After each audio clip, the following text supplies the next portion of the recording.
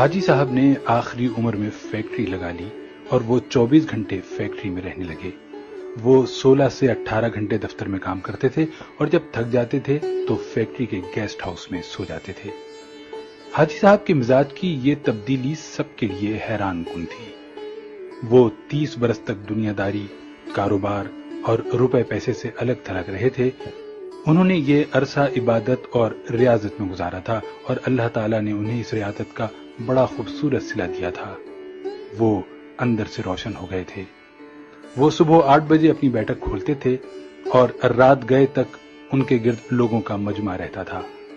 लोग अपनी अपनी हाजत लेकर उनके पास आते थे। वो उनके लिए दुआ का हाथ बुलंद कर देते थे और अल्लाह ताला साइल के मसाइल हल फरमा देता था। अल्लाह ताला ने उनकी दुआओं को कबूलियत से सरफराज कर रखा था, लेकिन फिर अचानक हाजी साहब की जिंदगी ने पलटा खाया। वो एक दिन अपनी गद्दी से उठे, बैठक बंद की, अपने बेटों से सरमाया लिया और गारमेंट्स की एक दरमियाने दर्जे की फैक्ट्री लगा ली। उन्होंने इस फैक्ट्री में 500 खवातीन रखी। खुद अपने हाथों से यूरोपीय खवातीन के लिए कपड़ों के नए डिजाइन बनाए। ये डिजाइन यूरोप भिजवाए, बाहर से ऑर्डर्स आए और हाजी साहब ने माल बनवाना शुरू कर दिया। यूं उनकी फैक्ट्री चल निकली और हाजी साहब दोनों हाथों से डॉलर्स समेटने लगे। दुनिया में इस वक्त गारमेंट्स की कमोबेश लाखों फैक्ट्रियां होंगी और इन फैक्ट्रियों के इतने ही मालिकान होंगे, लेकिन इन लाखों मालिकान में हाजी साहब जैसा कोई दूसरा किरदार नहीं होगा। पूरी दुनिया में लोग बुढ़ापे तक कारोबार करते हैं और बाद हजार रुपए पैसे और अकाउंट से ताइब होकर अल्लाह अल्लाह शुरू कर देते हैं, लेकिन हाजी साहब उनसे बिल्कुल उलट हैं। उन्होंने 35 साल की उम्र में कारोबार छोड़ा, अल्लाह से लौ लगाई, लेकिन जब वो अल्लाह के करीब हो गए तो उन्होंने अचानक अपनी आबाद खानकाह छोड़ी और मकरूहात के गड़े में छलांग लगा दी। वो दुनिया के वाहिद बिजनेसमैन हैं जो फैक्ट्री से दरगाह तक गए थे और फिर दरगाह से वापस फैक्ट्री पर आ गए। हाजी साहब की कहानी एक कुत्ते से शुरू हुई थी और कुत्ते पर ही आकर खत्म हुई। ये 35 बरस पुरानी बात थी। हाजी साहब की गारमेंट्स फैक्ट्री थी। हाजी साहब सुबह सुबह फैक्ट्री चले जाते थे और रात भीगने तक काम करते थे।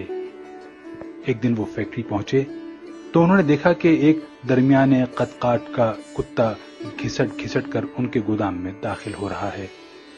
हाजी साहब ने गौर किया तो पता चला कि कुत्ता शदीद जख्मी है। शायद वो किसी गाड़ी के नीचे आ गया था, जिसके बायस उसकी 3 टांगें टूट गई थी और वो सिर्फ एक टांग के जरिए अपने जिस्म घसीट कर उनके गोदाम तक पहुंचा था। हाजी साहब कुत्ते पर बड़ा रहम आया। उन्होंने सोचा वो कुत्ते को जानवरों के किसी डॉक्टर के पास ले जाते हैं, उसका इलाज कराते हैं और जब कुत्ता ठीक हो जाएगा तो वो उसे गली में छोड़ देंगे।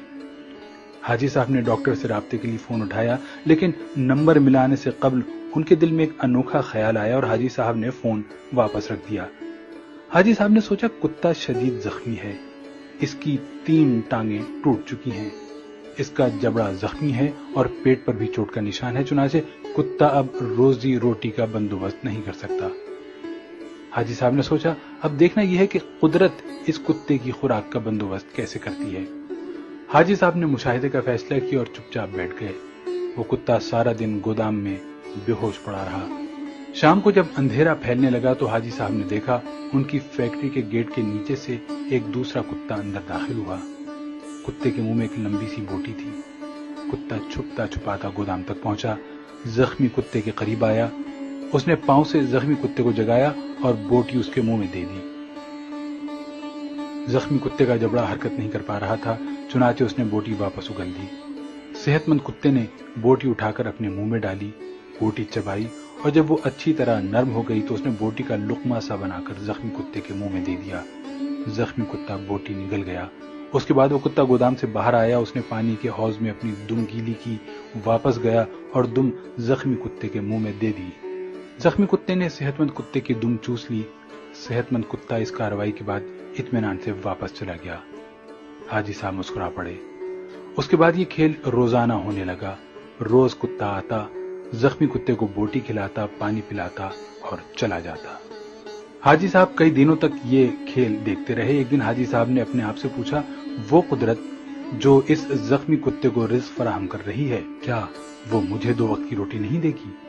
सवाल बहुत दिलचस्प था। हाजी साहब रात तक अपने इस سوال کا جواب تلاش کرتے رہے، یہاں تک کہ وہ توکل کی حقیقت بھانپ گئے۔ انہوں نے فیکٹری اپنے بھائی کے حوالے کی اور تارک الدنیا ہو گئے۔ وہ مہینے میں 30 دن روزے رکھتے اور صبح صادق سے اگلی صبح کاذب تک رکوع و سجود کرتے۔ وہ برسوں اللہ کے دربار میں کھڑے رہے۔ اس عرصے میں اللہ انہیں رزق بھی دیتا رہا اور ان کی دعاؤں کو قبولیت بھی، یہاں تک کہ وہ صوفی بابا کے نام سے مشہور ہو گئے اور لوگ ان کے پاؤں کی خاک کا تعویذ بنا کر گلے میں ڈالنے لگے۔ لیکن پھر ایک دوسرا واقعہ پیش آیا اور صوفی بابا دوبارہ حاجی صاحب ہو گئے۔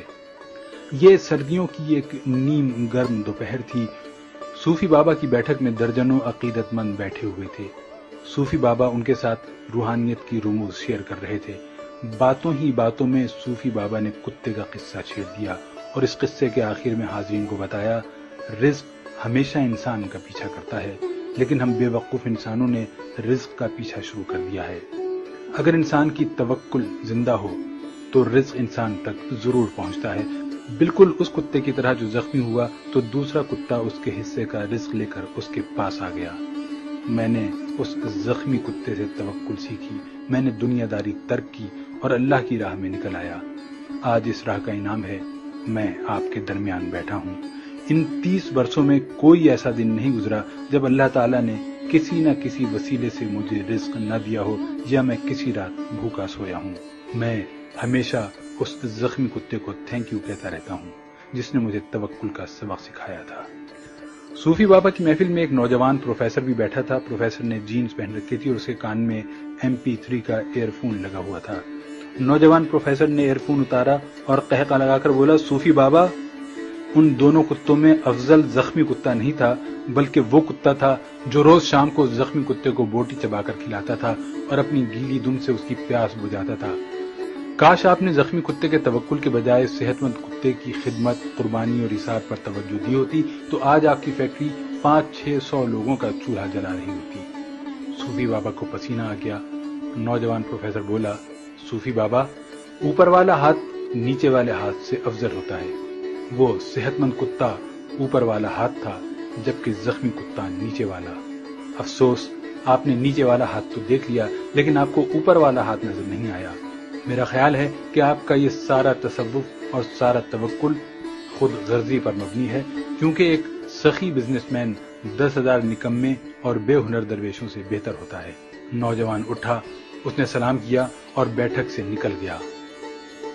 حاجی صاحب نے 2 رکعت نفل پڑھے، بیٹھک کو تالا لگایا اور فیکٹری کھول لی۔ وہ اب عبادت بھی کرتے ہیں اور کاروبار بھی۔